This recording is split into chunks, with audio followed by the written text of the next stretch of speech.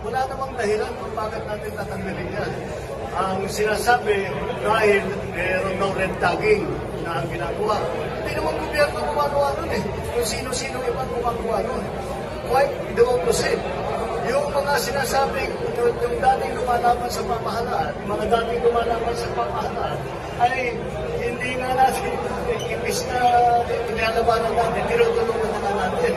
At malaking naging epekto dito sa pagbawas ng mga internal security threat dahil dyan sa UTFL lang. Yung pinakmabilis na sagot dyan, no, hindi namin i-upload sa UTFL lang. Tatapusin namin kasi meron yata ilan na barangay na hindi pa natapos.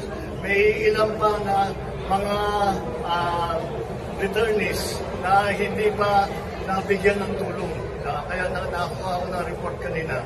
Tatapusin namin lahat yan bago natin pag-isipan na yung NTF ng kanina natin NTF pagka hindi na kailangan.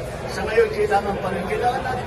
Yan ang pangako natin na pagka kayo ay bumaba at kayo ay tinigil ninyo ang paglalaban ninyo sa gobyerno, tutulungan kayo namin sa hanap buhay ninyo. Aayusin namin ang mga barangay ninyo para magandang buhay ninyo.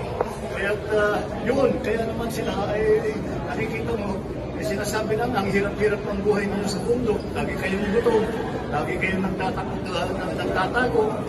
Dito na kayo, tutulungan pa namin kayo. That's why it's important and that's why successful yan.